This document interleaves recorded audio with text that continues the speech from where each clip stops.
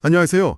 2025년의 마지막 날 12월 32일 수요일입니다. 네, 정말 올해의 마지막 아침이 밝았네요. 정말 다사다난했던 한 해가 이렇게 저물어 갑니다. 네, 마지막 날이라 그런지 감회도 새롭습니다. 근데 내일 새해 첫날부터 날씨가 정말 만만치 않다고 합니다. 아, 많이 추워지나요? 네, 서울 아침 기온이 영하 12.5도까지 뚝 떨어지고요. 낮에도 영하 5.9도라고 하니까 와, 종일 영하권이네요. 맞습니다. 혹시 새해 첫 해돋이 보러 가시거나 외출 계획이 있으시면 옷차림 정말 따뜻하게 하셔야겠습니다. 네, 추위 대비 잘 하셔야겠네요. 그럼 2025년을 마무리하는 주요 소식들 저희와 함께 하나씩 살펴보겠습니다. 정치권 소식부터 시작해 볼까요? 연말까지도 참 시끄러웠는데 결국 더불어민주당 김병기 원내대표가 사퇴했군요. 네, 사실상 버티기 힘든 상황이었죠. 시작은 가족 특혜 의혹이었던 것 같은데요. 맞습니다. 가족 특혜나 갑질 의혹에 이어서 공천원금 입마금 의혹이라는 결정타가 터졌거든요. 아, 그게 컸군요. 네, 이건 뭐 당의 도덕성과 직결되는 문제라 당내에서도 사퇴 압박이 아주 거셌습니다. 그럼 이제 수사는 어떻게 되는 건가요? 이제 공은 경찰로 완전히 넘어갔죠. 대한항공 호텔 이용 의혹부터 공천 거래 의혹까지 아마 내년 초 전국의 가장 큰 변수가 될 것 같습니다. 그런가 하면 여당 쪽도 조용하지만은 않네요. 국민의힘에서 이해운 전 의원이 초대 기획계산처 장관 후보자로 지명됐는데 당내에서 바로 비판이 나왔어요. 네, 특히 송원석 원내대표 발언이 굉장히 강했죠. 김중배의 다이아 반지가 그렇게 탐나더냐. 이 말을 인용했더라고요. 네, 맞습니다. 이게 소설 사랑에 나오는 유명한 대사잖아요.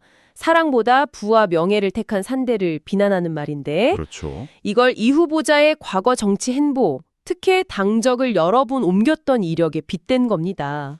여당 원내대표가 대통령이 지명한 후보자를 이렇게 공개적으로 저격하는 건 참 이례적인데요. 굉장히 이례적이죠. 그래서 당내 권력 구도에 뭔가 미묘한 균열이 생기는 신호 아니냐 이런 해석까지 나오고 있습니다.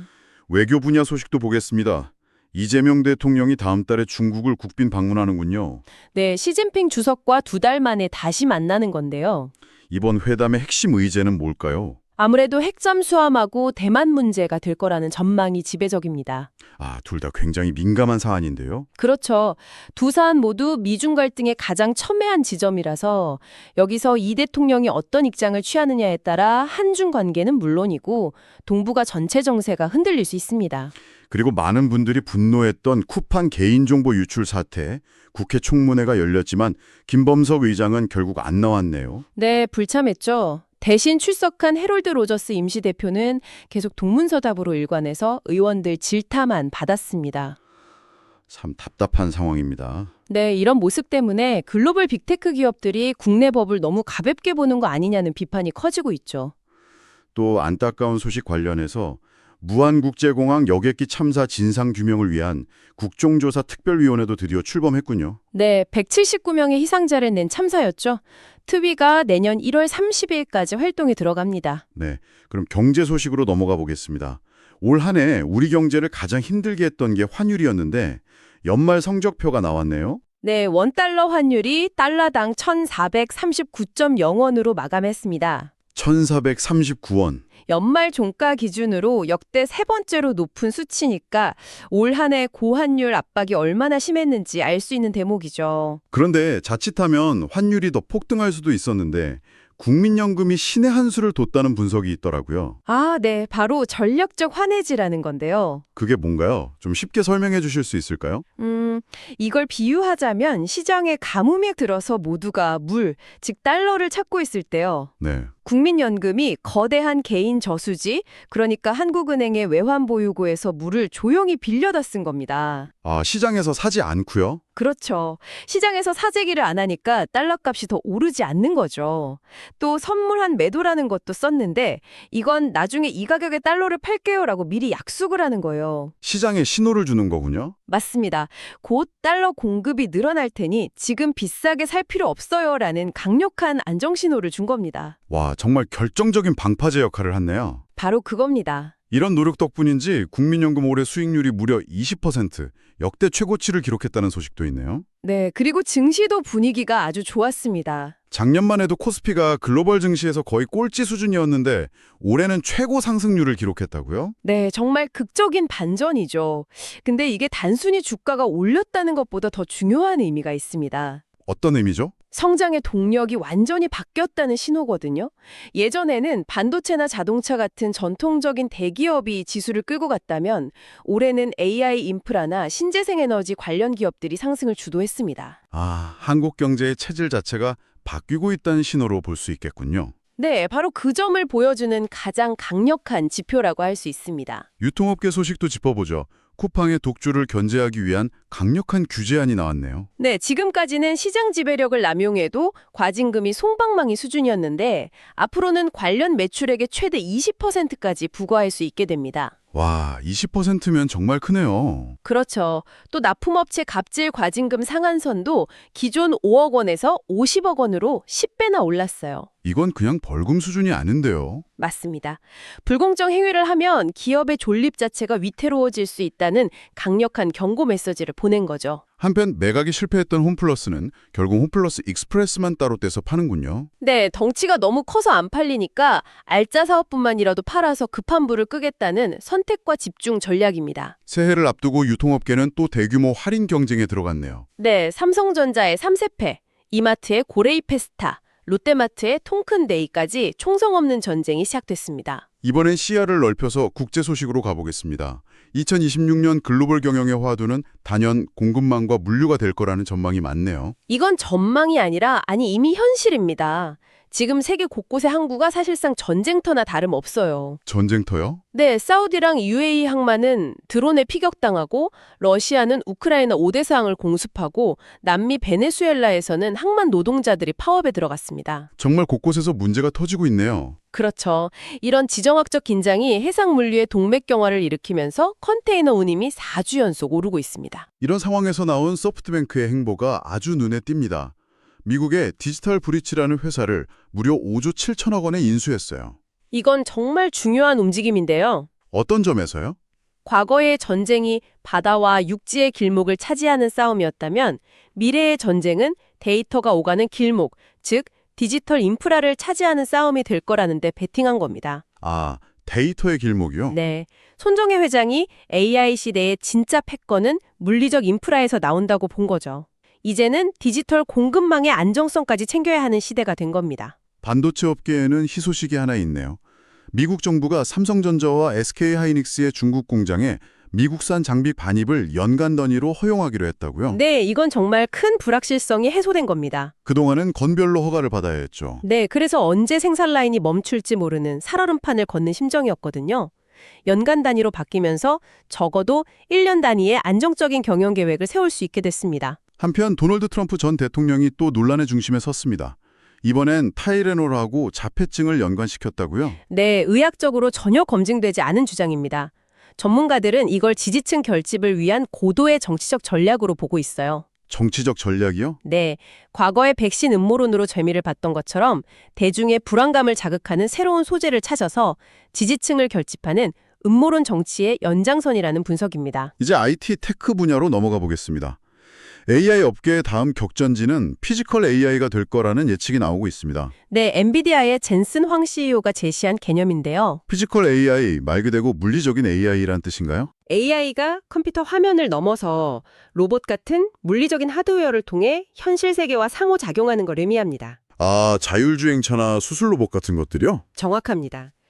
지금까지의 AI가 뇌였다면 이제 그 뇌에 몸을 붙여주는 단계로 진화하고 있는 거죠. 이와 관련해서 아주 흥미로운 M&A 소식이 있네요.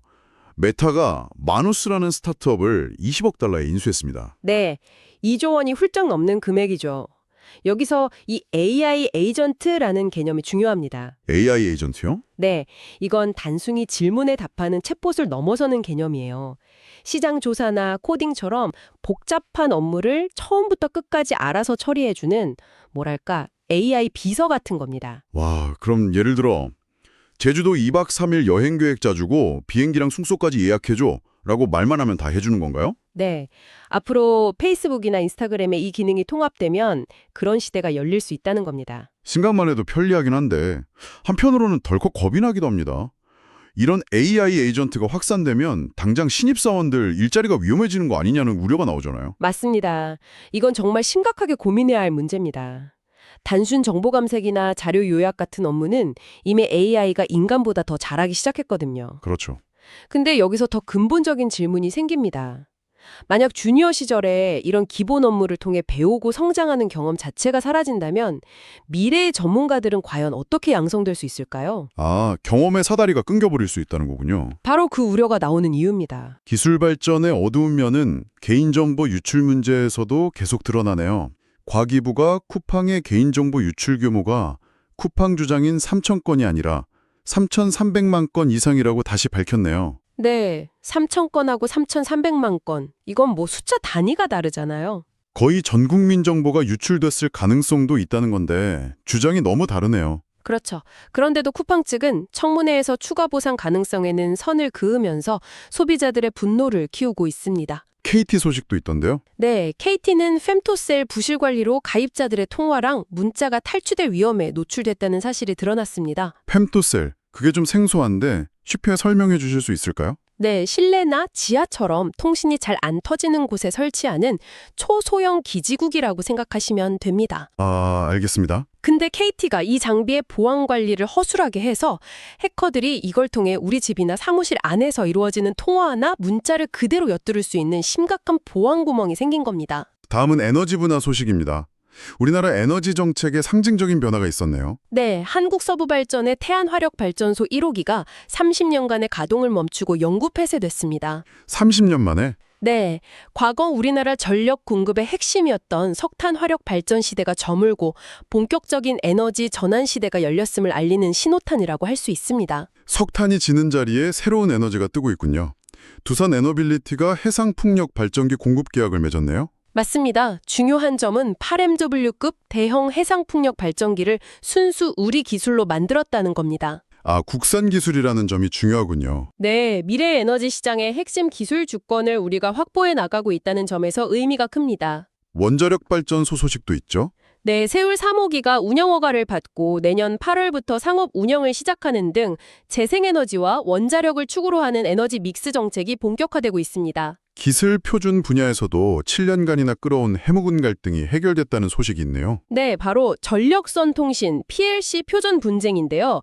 이게 뭐냐면 우리가 쓰는 전기선을 통해 데이터까지 주고받는 기술입니다. 아, 전력선으로 통신을 하는 거군요. 네, 이게 표준화되면 스마트 계량기 보급이나 스마트 홈 구축이 훨씬 쉬워지는데 기업들 패커 분쟁 때문에 7년이나 사업이 표류했거든요.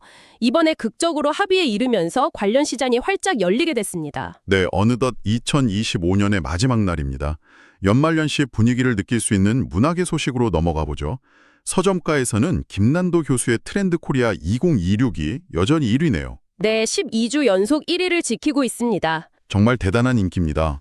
네, 책 내용처럼 특히 2030 세대의 소비 트렌드 변화가 아주 뚜렷하게 나타나고 있습니다. 어떻게 변하고 있나요? 과거에는 가성비, 즉 효율성을 따졌다면 이제는 개인적인 취향과 정서적 만족을 최우선으로 생각하는 거죠. 아, 선택적 사치 현상 말씀이시군요. 맞습니다. 전반적인 소비는 줄이더라도 나에게 확실한 만족감을 주는 분야에는 과감히 지갑을 여는 겁니다. 그 대표적인 예가 바로 아날로그 소비의 부활인 것 같아요.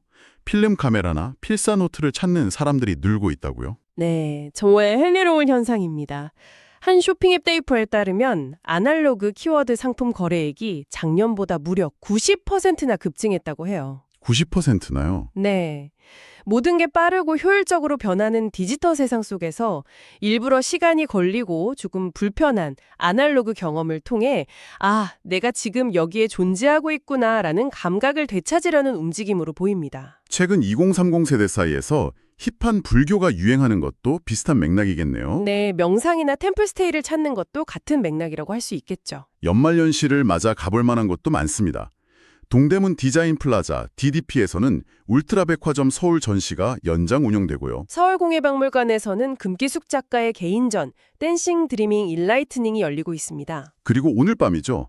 보신각에서 제아의 종 타종 행사가 열립니다. 네, 많은 인파가 몰릴 것으로 예상돼서 서울시가 지하철과 버스 막차 시간을 연장 운행한다고 하니 참여하실 분들은 미리 교통편을 확인하시는 게 좋겠습니다. 자, 이제 마지막으로 새해부터 우리 삶에 직접적인 영향을 미칠 주요 정책 변화들을 짚어보겠습니다. 직장인들에게 가장 반가운 소식이 아닐까 싶은데요. 네, 바로 공짜 야근의 주범으로 꼽혔던 포괄임금제가 드디어 손질됩니다. 핵심 내용이 뭔가요? 핵심은 두 가지입니다. 첫째, 출퇴근 시간 기록이 의무화되고요. 둘째, 약속한 근로 시간에 넘겨 일하면 무조건 추가 수당을 지급해야 합니다. 와, 정말 큰 변화네요. 네. 여기에 퇴근 후 업무 연락을 원칙적으로 금지하고 연차를 시간 단위로 쪼개 쓸 수 있게 하는 방안도 법제화될 예정이라 일하는 방식에 정말 큰 변화를 가져올 겁니다. 국민연금 보험료율도 내년부터 오르는군요. 네, 월 소득의 9%였던 보험료율이 9.5%로 오르고요. 이후 매년 0.5%포인트씩 올라서 2033년에는 13%까지 조정됩니다. 부담이 늘어나는 거라 반발도 있을 것 같은데요. 네, 하지만 기금 고갈을 막기 위한 불가피한 조치라는 게 정부의 설명입니다. 그리고 40년간 이어져 온 곰 사육과 웅담 채취가 역사 속으로 사라진다는 소식도 있습니다. 네, 우리나라 동물복지 수준을 한 단계 끌어올리는 아주 의미 있는 결정이라고 생각합니다. 마지막으로 수도권 주택 공급 계획도 확정됐네요. 네, 국토교통부가 수도권 7개 공공주택지구에 총 13만 3천 호를 공급하는 계획을 확정했습니다. 특히 GTX 같은 광역교통망과 연계해서 공급한다고 하니까 수도권 주거 안정에 기여할 수 있을지 지켜봐야겠습니다. 오늘 정말 많은 소식들을 살펴봤는데요. 저는 유독 한 가지 흐름이 머릿속에 계속 맴돕니다. 어떤 흐름이죠? 한쪽에서는 AI 에이전트가 우리 업무를 대신해주고 모든 게 자동화되는 초고효율의 시대로 달려가고 있는데 다른 한쪽에서는 오히려 필름 카메라를 찾고 손으로 글씨를 쓰면서 아날로그적인 경험에서 만족을 얻고 있다는 이 아이러니한 상황 말입니다. 정말 그렇죠. 어쩌면 이게 2026년을 살아갈 우리에게 가장 중요한 화두가 아닐까 싶습니다. 네, AI가 인간의 하는 일, 즉 doing을 점점 더 많이 가져가는 시대에 우리는 과연 어떻게 존재, 즉 being해야 할까요? 일 아닌 다른 곳에서 비효율적이고 불편하지만 나다운 것들 속에서 삶의 의미와 만족을 찾는 방식에 대해 새해에는 우리 모두가 더 깊이 고민해봐야 할 것 같습니다. 네. 2025년 한 해 동안 저희와 함께 해주셔서 진심으로 감사합니다. 새해 복 많이 받으십시오.